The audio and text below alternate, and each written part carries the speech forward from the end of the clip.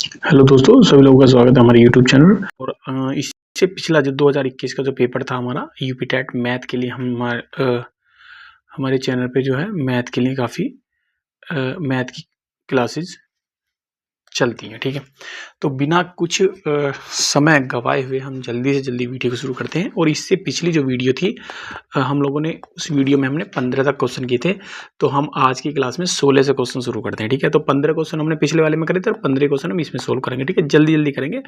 और उन लोगों के लिए हमारा चैनल बहुत इंपॉर्टेंट है जिन लोगों को मैथ बिल्कुल नहीं आता, तो हम बहुत अच्छे से बारीकी से उस चीज़ को सिखाने की कोशिश करेंगे। ठीक है, देखो, यदि किसी वस्तु का क्रय मूल्य, ठीक है, क्रय मूल्य मतलब सीपी, क्या है, सीपी, क्रय मूल्य कितना हो गया, सीपी, उसके विक्रय मूल्य यानी कि एसपी, ठीक है, क्या है, एसपी का 3/2 है। तो इस तरह का देखो कैसे करना, देखो यहां से देखें तो हमारा क्या, सीपी जो है, सीपी किसके है, विक्रय मूल्य यानी कि एसपी का कितना है, 3/2, कितना है,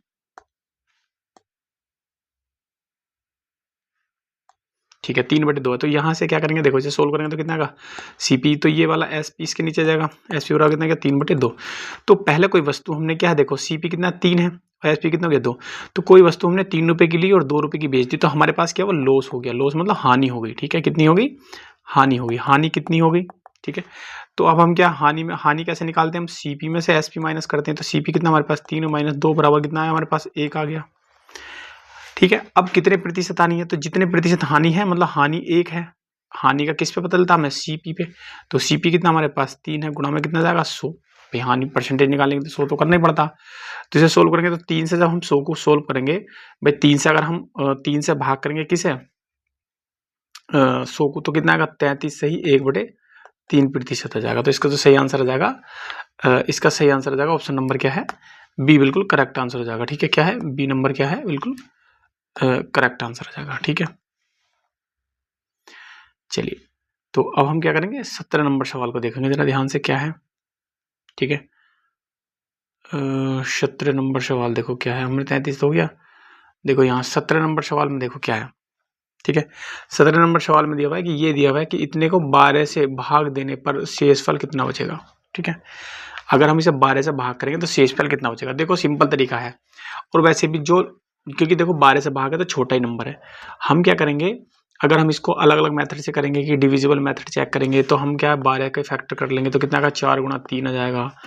ठीक है, अब 4 का डिविजिबल क्या करना पड़ेगा, मतलब 4 से चेक करने के लिए क्या करना पड़ेगा, भाई पीछे का चेक करना पड़ेगा। लेकिन इसमें सीम कुछ रॉकेट साइंस कुछ नहीं लगाना है, बस जैसे इन किताबों ने करा ऐसे ही करना, 2 से 12 से भाग कर दिया, भाग करने के बाद भाग तुम जानते ही हो। ठीक है, जैसे क्या मतलब 12 कम 12 लिख लिया, अब आगे की एक डिजिट उतार लिया, फिर हमें दूसरी डिजिट उतारी तो हमने 0 लगा दिया, फिर एक डिजिट और उतारनी पड़ी तो फिर 0 लगा दिया, तो 12 96, तो ये 5 बच गया, तो ये हमने 2 उतार लिया। ठीक है, 48 हो गया, तो हमारे पास लास्ट में कितना शेषफल कितना बचा, 4 बचा। ठीक है, तो यही हमें तरीका है, तो ये कक्षा 4 में तुम सीख चुके हो, तो भाग करने के बाद जो शेषफल क्या है, 4 बचता है। ठीक है, अगले क्वेश्चन को देखते हैं, अगले क्वेश्चन में क्या है, 18 नंबर क्वेश्चन में जरा ध्यान से समझेंगे। इसे पूछा ये सब चीज दी हुई है, इनके गुणनफल में क्या इकाई अंक ज्ञात करना, तो इकाई के अंक में क्या करना हमें, देखो ध्यान से समझेंगे, इस तरह के सवालों में हमें क्या करना होता है, इकाई अंक निकालना, हमें क्या है, इकाई अंक निकालना, इन सबकी गुणा। तो जब इकाई की इकाई को देख लेंगे हम, 8 और 6 और ये 9 हो गया और ये कितना हो गया 12, तो इन सबकी गुणा कर लेंगे। देखो 8 छंग कितना गया, 8 छंग 48, तो यहाँ से हमें इसकी गुणा करने के बाद सिर्फ 8 लेना है, आगे का 48 नहीं लेना, 8 लेना। 8 की गुणा हमने किससे कर ली, इस वाले 9 से कर ली, तो 8 9 72, तो 72 हो गया, तो लास्ट में कितना 2 लेना, तो 2 की 2 से गुणा करेंगे तो कितना आएगा 4, तो इसका जो सही आंसर है ऑप्शन नंबर कौन सा, डी, बिल्कुल करेक्ट आंसर है। देखो यहाँ से भी इन्होंने ऐसे करा, भाई 8 का 6 से लिया 48 हो गया, फिर इसका 8 का ले लिया, तो बिल्कुल सेम यही करा, बिल्कुल हाँ ठीक है, यही तरीका है सही, इसका सबसे अच्छा तरीका यही होता है, नहीं तो फिर तुम गुणा करते रहो, क्या फायदा ज्यादा लंबे टाइम खराब करने से। अगला है क्वेश्चन नंबर 19 से जरा ध्यान से समझेंगे। 19 नंबर क्वेश्चन में क्या है, ये हमारा मीन मीडियन मोड से दिया कि आंकड़ों का जो माध्य है वो कितना, इतना दिया हुआ है, यानी कि माध्य दिया हुआ है इतना, तो उसका माध्य क्या है। ठीक है, तो देखो इसमें क्या है, पहले तो एक मतलब कोई भी हमारे पास ये आंकड़े दिए हुए हैं। ठीक है, आंकड़े कौन से दिए, ये वाले दिए, ध्यान से समझेंगे, ये हमें दिए हुए, तो इनका माध्य निकालना, तो माध्य निकालने का क्या तरीका होता है, मैं आप लोग को यहाँ दिखा देता हूँ। माध्य निकालने का क्या तरीका होता है, जो हमारे नंबर दिए हुए हैं, ठीक है, इनको पहले असेंडिंग या डिसेंडिंग ऑर्डर में निकालेंगे, असेंडिंग और डिसेंडिंग ऑर्डर में कर लेंगे माध्य का निकालने के लिए। मीन तो जो समांतर माध्य होता है तो सिंपल निकाल लेंगे, सबको जोड़ लेंगे। फिर भी हमने क्या है, देखो इन्होंने किताब वालों ने क्या है, ये डिसेंडिंग ऑर्डर में लगा लिया, मतलब असेंडिंग ऑर्डर। पहले 1 2 3 4, इसको बोलते हैं आरोही क्रम। आरोही क्रम को क्या इंग्लिश में बोलते हैं, असेंडिंग ऑर्डर। क्या बोलते हैं इसको, असेंडिंग ऑर्डर, ठीक है। अब हमने क्या काम करा, इसको आरोही क्रम में लगा दिया। पहले छोटा लिख लिया, फिर उससे बड़ा, फिर उससे बड़ा, फिर उससे बड़ा लिख लिया। लास्ट में जो 6 एक्स आया उसको एक्स को एक्स लिख लिया, फिर 5 और 5 7 8 लिख लिया। अब हमें क्या है, माध्य निकालना, तो हम सबको जोड़ेंगे भाई। सबको जोड़ने के बाद हमारे पास क्या हो गया, इसमें क्या है, हमें वो निकालना है माध्य। तो माध्य का मतलब होता है कि बीच का, ठीक है। क्या है, माध्य का मतलब बीच का। देखो ये इधर से 4 हो गया, ठीक है, इधर से भी क्या है 4 हो गया, तो बचा कितना बीच का, ये हो गया। तो माध्य कैसे निकालेंगे, x + 5 और 2 से भाग करेंगे। लेकिन हमारे पास दिया हुआ कितना, वो दिया 4.5 दिया हुआ है। तो अब इसे सोल्व करेंगे तो x + 5 बराबर भाई 2 की अगर 4.5 से गुणा करेंगे तो कितना आएगा 9। तो x बराबर कितना, 9 माइनस का 5 बराबर कितना, 4। तो 1 मिनट रुको, तो हमारे पास कितना हो गया भाई, हमारे पास यहाँ से x बराबर कितना गया, 4 आ गया। कितना गया, x बराबर 4। तो ये हमारे पास x मिल गया। अब हम ये x की वैल्यू हम यहीं रख देंगे, तो हमारे पास जो संख्या बचेगी उसको सोल्व कर लेंगे। हमारे पास देखो माध्य का कैसे निकल, एक तरीका तो ये अब हमें क्या निकालनी, माध्य का निकालनी। तो माध्य का में क्या होता है, तो माध्य के में क्या होता, अब माध्य का निकालने की जरूरत क्या, वो दिया हुआ है 4.5, ठीक है। तो हमें निकालना क्या है, तो माध्यक की ज्ञात करना ना। तो मैं सोचा, रुको 4.5 दिया हुआ तो है यार, तो उसका माध्य ज्ञात करना है। लेकिन इसका ये तरीका भी थोड़ा सा सही है, मतलब माध्य का निकालने के लिए फॉर्मूला लगाना पड़ता है। रुको, ये फॉर्मूला लगाना पड़ता है कि n + n/2 + 1वां पद, ठीक है, प्लस क्या n/2वां पद, जो 2 से डिवाइड करेंगे। अब हमने असेंडिंग और डिसेंडिंग ऑर्डर में लिया, तो n की जगह कितना आ गया, 5। तो इसे सोल्व करेंगे तो n/2 कितने पद थे वो, 1 मिनट को, कितने पद थे, 1 2 3 4 5 6 7 8 9 10, 10 थे, ठीक है। तो कितना हो गया, n की जगह कितना रख लिया हमने, 10। तो कितना, 10/2 + 1 वां पद, तो कितना हो गया, 5 + 1, तो ये हो गया छठा पद। तो छठा कितना, 1 2 3 4 5 6, छठे नंबर पर कौन सा है, 5वां प्लस। अब इसमें कितना है, n/2वां पद, तो n/2 10/2 यानी 5वां, 1 2 3 4 5, 5वां कितना है, x, 5वां कितना हमारे पास x आया। तो x के कितना रखना पड़ेगा, ये वाला 4 रखना पड़ेगा, और बटे में कितना गया, 2 आएगा। तो 9/2 बराबर कितना गया, 4.5। तो इस सवाल में थोड़ा सा कंफ्यूजन ये है कि माध्य भी दिया हुआ है और माध्य का भी पूछी है, ठीक है। आंसर क्या है, इत्तेफाक से आंसर क्या है, देखो माध्य भी इतना ही आ गया, और हमारी जो हमने माध्यक निकाला है वो भी हमारा 4.5 आ गया। तो इसलिए थोड़ा सा कंफ्यूजन था, ठीक है। चलिए 20 नंबर क्वेश्चन में जरा ध्यान से समझेंगे। 20 नंबर क्वेश्चन में क्या है, सांख्यिकी में विचरण का विश्लेषण नामक विधि का मुख्य श्रेय है लाप्लास, गाउस यानी कि GAUS, गॉस की थ्योरम जो होती है, और लाप्लास, ठीक है, RS फिशर या न्यूटन। तो इसका सही आंसर हो जाएगा ऑप्शन नंबर क्या है, ए बिल्कुल करेक्ट आंसर हो जाएगा, लाप्लास, ठीक है। क्या है, लाप्लास, इसका ऑप्शन नंबर क्या है, ए बिल्कुल करेक्ट आंसर हो जाएगा, ठीक है। अगला है 21 नंबर। यदि, देखो ध्यान से समझेंगे इस तरह के सवालों में क्या है, यदि अवरोही क्रम में, ठीक है, इसमें दिया हुआ है, यदि अवरोही क्रम में रखे गए आंकड़ों के दोनों छोरों से प्रेक्षण हटाए जाते हैं। यदि अवरोही क्रम में, मतलब अवरोही क्रम में पहले क्या बड़ा लिख लिया, फिर उससे छोटा लिख लिया, फिर उससे छोटा, फिर उससे छोटा, फिर उससे छोटा, मतलब ऊपर से नीचे चल रहे हैं, ठीक है, किसमें, अवरोही क्रम में, ठीक है। यदि अवरोही क्रम में रखे गए आंकड़ों के दोनों छोरों से प्रेक्षण हटाए जाते हैं, ठीक है, मतलब कोई भी क्या है, अवरोही क्रम में क्या है, प्रेक्षण हटा दिए जाते हैं, तो केंद्रीय प्रवृत्ति की कौन सी माप प्रभावित होती है, ठीक है। तो इसमें कौन कौन सी होती है, माध्य का होता है, बहुलक होती है, तो ये कौन सा होता है, तो इसमें मैं बता देता हूँ, ये कौन सा है, माध्यक और बहुलक है। तो इसका राइट आंसर हो जाएगा ए बिल्कुल राइट आंसर, याद रखना तुम्हें, फिलहाल तुम्हें ये याद रखना है, ठीक है। इसमें थोड़ी डिटेल देखो क्या है कि अवरोही क्रम में आंकड़ों के दोनों छोरों से प्रेक्षण हटाए जाने पर जो कि माध्य और बहुलक ज्ञात, मतलब बहुलक प्रभावित होता है। ये यूपी टेट का बहुत इंपॉर्टेंट सवाल है, ठीक है, यूपी टेट और सी टेट का बहुत इंपॉर्टेंट सवाल है। तो आप लोग को ये याद रखना है यूपी टेट और सी टेट के हिसाब से, ठीक है। आगे क्वेश्चन नंबर 22 जरा ध्यान से समझेंगे कि 5 सेंटीमीटर बाजू वाले एक घन के सभी फलकों पर रंग लगाया जाता है, ठीक है। ये रीजनिंग का सवाल है, यहां दे दिया, ठीक है भाई। अब एक घन है, ठीक है,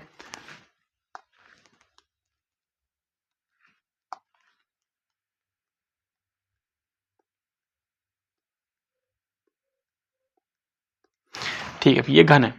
अब ये 5 सेंटीमीटर है, कितना है, ये 5 सेंटीमीटर है, ठीक है। तो ये भी 5 सेंटीमीटर, ये भी 5 सेंटीमीटर, तो तीनों क्या 5 सेंटीमीटर होगी, सभी भुजाएं कितनी होगी, 5 सेंटीमीटर होगी। इन्होंने कहा कि यदि इसे 1 सेंटीमीटर मतलब 1 सेंटीमीटर क्यूब वाले घन में काटा जाता है, मतलब इन सबको क्या है, काट लिया जाता है। तो पहली बात तो ये है, देखो जरा ध्यान से समझेंगे।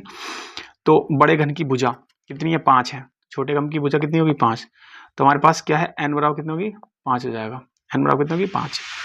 केवल एक इतने सेंटीमीटर वाले कितने घनों में केवल एक ही फलक रखा जाता है। तो उसके लिए फॉर्मूला याद होना चाहिए। एक ही फलक के लिए क्या है, ये वाला फॉर्मूला लगेगा, 6n-2 की पावर 2, ठीक है। तो ये करना है, 6n की जगह कितना आएगा, 5 माइनस का 2 का स्क्वायर। तो यहाँ से सोल्व करेंगे तो ये कितना होगा, 3 का स्क्वायर, ये हो गया 54। तो इसका सही आंसर हो जाएगा ऑप्शन नंबर कौन सा, डी, बिल्कुल करेक्ट आंसर हो जाएगा, ठीक है। ये आपको याद रखना है, ये तरीका होता है इसका याद करने का। देखो अगला क्वेश्चन है, क्वेश्चन नंबर क्या है, 23 है कि पंचभुज कितना है, पंचभुज के अंतःकोणों का योग कितना है। देखो पंचभुज में बता देता हूँ, जरा ध्यान से समझो।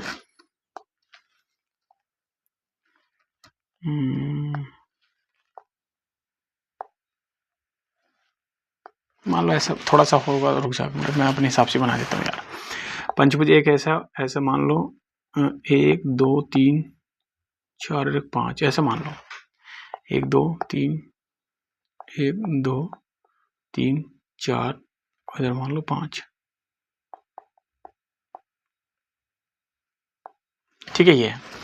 अब इसमें क्या है, अंतःकोणों का योग, अंतःकोणों का योग मतलब इसका यानी कि 5 जो कोण है सबका जोड़ कितना आएगा। देखो भाई एक तरीका तो ये है कि मान लो हम क्या करेंगे, ये एक त्रिभुज बना लिया, एक त्रिभुज ये बना लिया, 1 2 3 ऐसे भी निकाल सकते हैं जोड़ के सबको। लेकिन हम समबाहु त्रिभुज के अंतःकोणों का योग का फॉर्मूला ये होता है, हमेशा याद रखना, n-2 गुणा 180 अंश, ठीक है। तो n बराबर कितना गया, 5 माइनस 2 गुणा कितना हो गया, 180। तो ये कितना हो गया, 3 गुणा 180 बराबर कितना हो गया, 540। तो सही आंसर हो जाएगा इसका ऑप्शन नंबर कौन सा, डी, बिल्कुल करेक्ट आंसर हो जाएगा, ठीक है। ये इसका तरीका याद रखना, ये फॉर्मूला तो 100% वाला, ये फॉर्मूला जो है ना, इतनी जो सोल्यूशन चीज़ें हैं ये बहुत इंपॉर्टेंट है, क्योंकि ये जो सवाल जो बार बार इस तरह के सवाल पूछे जाते हैं, ठीक है। चलिए अगला क्वेश्चन है, क्वेश्चन नंबर का 24, जरा ध्यान से समझेंगे। 24 नंबर क्वेश्चन में क्या है कि एक खंबे का 4/7 भाग कीचड़ में धंसा है। कितना है, एक खंबा है। ये क्वेश्चन बहुत इंपॉर्टेंट है, क्योंकि किसी अधिकारी ने भी ये क्वेश्चन मतलब जो स्कूल में टीचर थे उनसे भी पूछा गया था, ठीक है। तो वो काफी बुजुर्ग टीचर थे, तो उनसे बताया नहीं गया था, ठीक है। तो एक खंबे का क्या 4/5 भाग कीचड़ में है, ठीक है। मान लो एक खंबा है, ठीक है,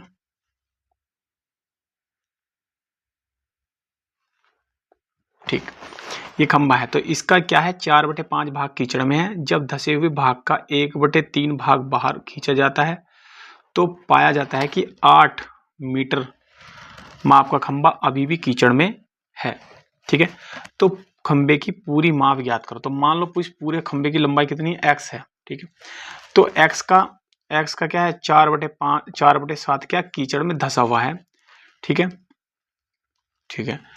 अब जब उसे 1/3 भाग जो उसका बाहर आ गया तो कितना बचा भाई, एक में से 1/3 घटाएंगे तो हमारे पास कितना बचा, 2/3। तो 2/3 बचा, तो इसका मतलब 2/3 उसका ही है ना। तो 2/3 जो भाग बचा हुआ है, तो उस बचे हुए की लंबाई कितनी है, 8 है। मेरी बात समझ गया भाई। देखो 1/3 था, 1/3 तो क्या बाहर खींच गया, तो लेकिन अंदर कितना बचा। तो अपने आप में कोई भी चीज एक होती है, एक में से 3 घटाएंगे तो कितना का 2/3 आ जाएगा। तो 2/3 बचा इस पूरे का, तो 2/3 लिख लिया। इसे सोल्व कर लो, इस 4 दूनी 8, तो 8 कट गया। तो एक्स बराबर कितना गया, 4 7 21। तो इसका कितना आंसर आ जाएगा, 21 मीटर इसका राइट आंसर आ जाएगा, ठीक है।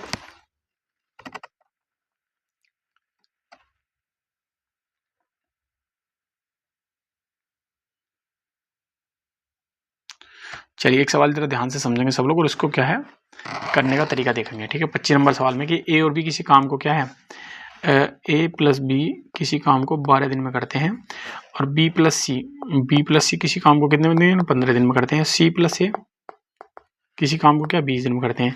तो एक अकेला उसी काम को कितने दिन में करेगा। ठीक है, तो इसे सोल्व कर लेंगे। सोल्व करने के बाद क्या है, इसे सबको जोड़ेंगे तो कितना आएगा, 2a प्लस बी प्लस सी, सबको जोड़ लिया तो ये बनेगा। ठीक है, तो सबको जोड़ने के बाद जो है यहाँ इनका सबका एलसीएम लेंगे पहले, तो ये जाएगा हमारे पास, ये जाएगा 60, तो इससे से काटेंगे तो 5 आ गया, 12×5 = 60, इससे से काटेंगे तो कितना 60, तो ये कितना गया 3 आ गया। तो इन्हें सबको जोड़ेंगे तो 5 और 3 9 और 2 12, तो यहाँ आ गया 12। मतलब इसके काम की बात करते हैं तो a प्लस बी प्लस सी बराबर कितना गया, इससे से काट लेंगे 2 से तो 6 आ गया।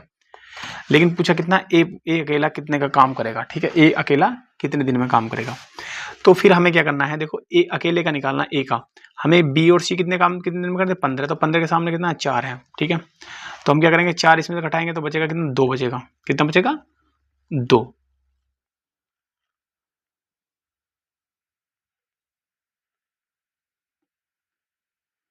बचेगा। तो इस तरह के सवाल को रुक जाओ। ठीक, 24 हो गया। 24 नंबर में देखो क्या करा इन्होंने, इसी तरह देख लेते हैं। इसमें क्या करा 25 नंबर में कि ए और बी का जो एक दिन का काम 1/12 है, बी और सी का 1 का काम कितना का 15 हो गया, सी ओ प्लस सी का एक दिन का काम कितना 1/20 हो गया। तो तीनों समीकरण को जोड़ने के बाद हमारे पास ये से सोल्व करने के बाद हमारे पास ये आ गया। भाई इन तीनों को जोड़ लिया। ठीक है, इन तीनों को जोड़ने के बाद इधर वाला तो ये आएगा, मतलब ये जुड़ा, ये जोड़ा, ये जुड़ा, तो ये जोड़ के इतना आ गया। इन सबको जोड़ के लिखेंगे तो ये सोल्व करेंगे तो ये कितना बचेगा हमारे पास, 12 बचे, कितना गया 12×5 = 60, तो ये कितना हो गया हमारे पास। तो इन सबको सोल्व करने के बाद क्या 1/10 आया हमारे पास। लेकिन अगर 1/10 आया हमारे पास इतना सोल्व करने के बाद, तो हमें निकालना ए का, तो हमारे पास बी प्लस सी की वैल्यू कितनी थी, 1/15 है। तो यहाँ से क्या करेंगे हम, 1/10 में से क्या 1/15 को घटाएंगे तो हमारे पास बचेगा 1/30, तो 1/30 आ गया। तो ये हमारा क्या है, एक दिन, मतलब ए के द्वारा एक दिन में किया गया काम, लेकिन टोटल काम कितने दिन में करेगा, वो 30 दिन में कर देगा। ठीक है, ये जो मेथड है मेरा, ये भी मैं थोड़ा काफी दिन हो गए थे तो भूल गया था। ठीक है, चलिए क्वेश्चन नंबर देखो जरा, ये क्या है, क्वेश्चन नंबर है 26। क्वेश्चन नंबर 26 में क्या है, इसका मैं से ज्ञात करना। तो मैं से ज्ञात करने के लिए क्या है, जो ऊपर वाले हैं उनको मैं से निकालेंगे और जो नीचे वाले हैं उनको ले से निकालेंगे और ऐसे ही रख देंगे। ठीक है, तो ऊपर वाले का क्या है, ऊपर वाले का अगर मैं से निकालेंगे हम तो कैसे निकालेंगे, देखो HCF निकालेंगे तो 14 42 और कितना हो गया 21 का क्या है, 21 का क्या निकालें हमने, मैं से बटे, तो ये कितना हो गया 33 और ये कितना हो गया 55 और ये हो गया 22 का क्या निकालेंगे हम, ले से। ठीक है, क्या निकालेंगे, ले से निकालेंगे। तो ऊपर वाले का जो मैं से आएगा हमारे पास कैसा आएगा, जरा ध्यान से समझेंगे। ठीक है, ऊपर वाले का मैं से निकालने का तरीका सिंपल ये होता कि 14 से भाग करेंगे हम 42 को। ठीक है, तो 42, तो कितना हो गया हमारे पास, ये इतना आ गया, 14 आ गया। अब 14 से भाग करेंगे 21 को, तो 14 कम 14 बचा कितना हमारे पास, 7 बच गया। 7 से भाग करेंगे 14 को तो ये 2 हो जाएगा। तो हमारे पास में से कितना आ गया 7। ठीक है, अब इस वाले का क्या, नीचे वाले का क्या है, हम ले से निकाल लेंगे। अब नीचे वाले जो हमारे पास 33 और 55 72 है, तो इसका जब हम करेंगे, इसे सोल्व करेंगे 33 55 और ये आ गया हमारे पास 72। ठीक है, तो जब हम इसे सोल्व करेंगे तो हमारे पास सबसे पहले क्या करेंगे, हम सोल्व पहले 2 से कर लेंगे, तो 33 ऐसी रहेगा, 55 भी ऐसी रहेगा, 2 से 2 3 6 और 2 6 12।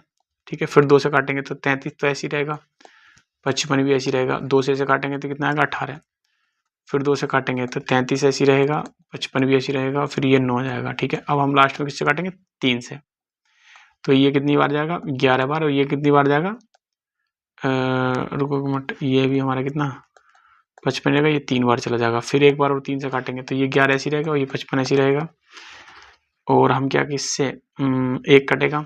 ठीक है, तो अब क्या कटेगा हमारा 11 बचे, तो 11 से काट लेंगे तो ये कितनी बार, 1 बार और ये 5 बार, तो अब कितना 5 बार कटेगा। तो इन सब की गुणा करने के बाद देखो चेक कर लो कितना, पहली बात तो गुणा चेक, हमने ये फालतू की बात ही करी है, इतना हमें करना भी नहीं था क्योंकि हमारा मैथ से 7 आ गया, तो हम इसमें देख लेंगे भाई ऊपर वाले में देखो 7 किसमें, इसमें ना, तो इसका सिंपल आंसर हो जाएगा ऑप्शन नंबर, इसी हमें करने की जरूरत भी नहीं है।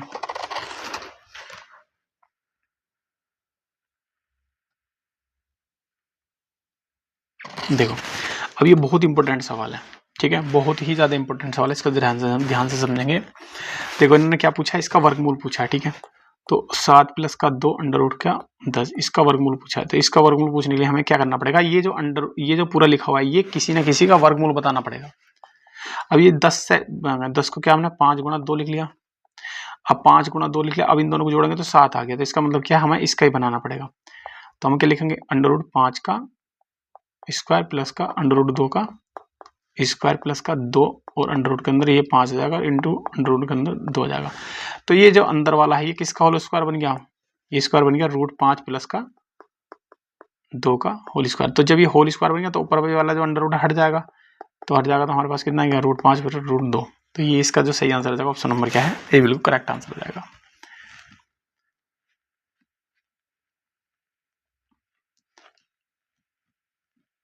चलिए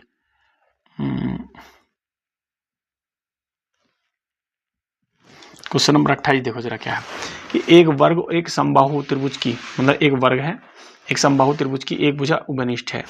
उपनिष्ठ मतलब देखो मैं थोड़ा सा ऊपर कर लेता हूँ जिससे कि तुम्हें सवाल दिखाई देगा आराम से। देखो ये सवाल है, ठीक। एक क्या है, ये क्या बना हुआ है, एक वर्ग बना हुआ है, ठीक है। ये वर्ग का, और एक क्या है, ये समबाहु त्रिभुज बना हुआ है, ठीक है। लेकिन इनके उभयनिष्ठ संख्या है, ठीक है। लेकिन त्रिभुज की एक भुजा कितनी, 4/3 है। ये जो त्रिभुज है इसकी कितनी है, 4/3 है। तो ये सोचो जरा, ये 4/3 है तो ये वाली 4/3 होगी, ये भी होगी। क्यों होगी, क्योंकि ये क्या है, समबाहु है। क्या है, समबाहु त्रिभुज है, ठीक है। इसीलिए क्या है कि सब भुजाएं बराबर होंगी। तो ऐसी आकृति का परिमाप याद करो। जब ये वाली भुजा 4/3 होगी तो भाई ये क्या वर्ग है, तो इसकी भुजा इतनी होगी, इतनी भी होगी, इतनी, क्योंकि वर्ग की सारी भुजाएं बराबर होती हैं। ये जितनी भी भुजाएं हैं इन सब भुजाओं को जोड़ लो और इसका आंसर आ जाएगा। भाई इसे जोड़ लो, इसे जोड़ लो, इसे, क्योंकि परिमाप पूछा है, ठीक है। परिमाप पूछा है क्या, सबको जोड़ लो, और जोड़ने की जरूरत भी नहीं क्योंकि 5 से गुणा कर लो। भाई है तो साई एक सी, ठीक है। परिमाप का मतलब है सबको जोड़ लो, तो कितना जाएगा, 4/3 गुणा 5 से जाएगा तो 20/3 इसका करेक्ट आंसर है। तो 20/3 का मतलब ये वाला, क्योंकि 3 छंग 18 और 2 20, तो ये आ जाएगा 20/3 सेंटीमीटर, ठीक है। चलिए सेकंड लास्ट क्वेश्चन है, जरा ध्यान से समझेंगे। इसमें देखो क्या, निम्नलिखित में से बताना कि 99 से क्या विभाजित कौन सी संख्या होगी। भाई कैसे, ये देखो जरा, इसमें बहुत अच्छी ट्रिक दी हुई है। 99 से विभाजन करने के लिए क्या है, जो भी हमारे पास संख्या उसको 2 में बांट लो, ये वाली, ये और ये और फिर 9 से भाग कर दो। शेषफल कितना, 0 आएगा। जिसमें 0 आ जाएगा तो कह देंगे कि ये आ जाएगा। अब देखो उन्होंने क्या काम करा, मान लो ये तीसरी वाली ठीक है, मान लो बैठा ली, तो क्या करा ना, 11 प्लस का 43 प्लस का 45 ऐसे लिख लिया। तो इसमें क्या करा इन्होंने, सबको क्या है, प्लस करा। देखो भाई देखो कितना गया, 1 और 3 और 5 कितना गया, 9। 1 और 4 5 और 5 और 4 9 हो गया। तो 9 से भाग करेंगे तो ये क्या है, शेषफल तो हमारे पास कितना बचा, 0 ही तो बचा। शेषफल कितना बचा, 0, यानी ये पूरा कट गया। अब जो पूरा कट गया तो हम कह देंगे कि भैया कि ऊपर जो 99 है, तो इसमें इसे पूरा कटने के बाद शेषफल कितना बचा हमारे पास, 0। जब शेषफल 0 बचा है तो इसका मतलब कह देंगे कि ये वाली संख्या 99 से डिवाइड हो जाएगी। और भी देख सकते हैं हम, मतलब ये वाली, ये और ये तीनों को जोड़ेंगे तो भाई देखो ये कितना गया, ये हमारे पास कितना गया, 91, सॉरी इसे 91 है तो 91 हो गया, और फिर कितना हमारे पास 34, और फिर कितना गया 62। तो इसे जोड़ेंगे तो 4 और 2 6 और 1 7 आ जाएगा, और 9 और 3 12 और 6 18। तो अब इसको जो है अगर हम डिवाइड करेंगे 99 से तो ये कटेगा नहीं, तो इसलिए इसका ऑप्शन नंबर कौन सा, सी है। किताब वालों ने बहुत ही अच्छी जो है शॉर्ट ट्रिक दी है, ठीक है। और आज का जो है सबसे लास्ट का क्वेश्चन है, इंपोर्टेंट है, वेरी वेरी इंपोर्टेंट है, प्राइमरी के टेस्ट के हिसाब से बहुत ही ज्यादा इंपोर्टेंट है। पाई क्या है, क्या है भाई, पाई क्या है, तो अभाज्य संख्या, पाई क्या, अभाज्य संख्या, अपरिमेय संख्या है, पूर्ण संख्या, परिमेय संख्या। तो इसका जो सही आंसर जाएगा वो है अपरिमेय संख्या है, ठीक है। कितनी है, अपरिमेय संख्या है, ये याद रखना है आप लोग को। शुद्ध अपरिमेय संख्या रट लो इसे, ये याद रख लो। पाई जो है हमारी कैसी है, अपरिमेय संख्या है। कैसी है, अपरिमेय संख्या, ये याद रखनी है, ठीक है। तो ठीक है, तो जितने लोग भी पहली बार आए हमारे यूट्यूब चैनल पर, तो सबसे पहले क्या करेंगे, सब लोग जो चैनल को सब्सक्राइब भी करेंगे, ठीक है, और बेल आइकन को भी दबा देंगे, ठीक है। और ये मेरा व्हाट्सएप नंबर है, ठीक है। व्हाट्सएप नंबर पे आप लोग ग्रुप में जुड़ सकते हैं, व्हाट्सएप ग्रुप में। और किसी को अगर मतलब उसकी SST और साइंस जूनियर वाली PDF तो SST की 99 रुपये की है और साइंस की भी 99 रुपये की, तो आप लोग इस व्हाट्सएप नंबर पर SMS करने के बाद और PDF परचेज कर सकते हैं, ठीक है, 99 रुपीज़ की, ठीक। नमस्कार।